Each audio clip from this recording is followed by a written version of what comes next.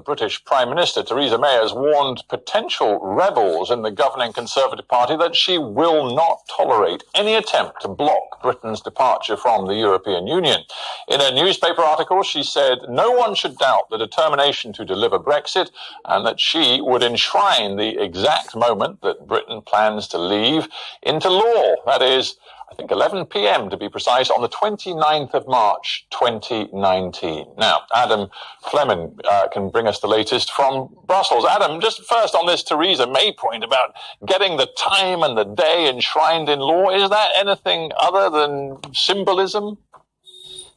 That's a very good point, actually. The Prime Minister is obviously taking this opportunity to remind people that, in her view, Brexit is going to happen on the 29th of March 2019 at 11 p.m. Now, the reason that was called into question was because there was a very narrow legislative point in Parliament in the UK that there was a technicality in the bill that meant the government could have changed the date of Brexit, which some members of Parliament were concerned about. So this is designed to address their concerns. Then there's the bigger political point in that some of the people involved in the Remain campaign from the EU referendum last year are making the point that the EU legal tool for Brexit, the famous Article 50 in the EU treaty, could be revoked. And they're making that point today via one of the British diplomats, Lord Kerr, who wrote that bit of the EU treaty. So that's why there's a discussion in the UK about whether Brexit could happen or not.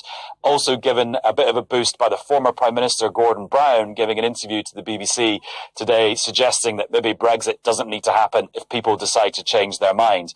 Now, of course, in Brussels, that's a bit of an academic question, because as far as they're concerned, the EU treaties say that now that Article 50 has been triggered, Brexit will happen on the 29th of March 2019. Of course, it happens at midnight Brussels time, because this city is an hour ahead of London. Good point, Adam. Just briefly on the substance of the talks that are continuing between diplomats at the moment on the detail of Brexit, we focus so much on the money and the difference between the European position and the British position on what Britain owes. Let's not do that today. But on the question of Ireland, it seems the Irish government in particular is very concerned that progress is not being made on sorting out the question of what will happen to the Irish border.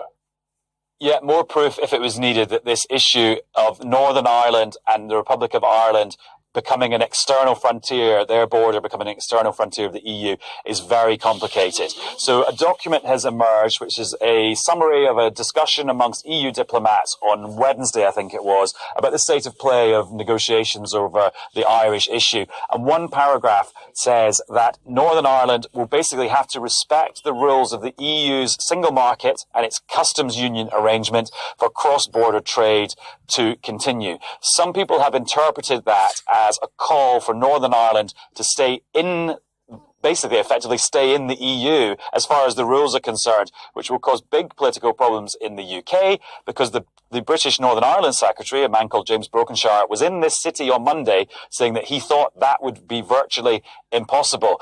So yet more examples of the fact that it's been quite easy actually for the two sides to agree big, broad principles about the situation in Ireland being okay, but the actual details of how you implement that much harder. Indeed, Adam, the devil is always in the detail. Thank you very much for joining us from Brussels.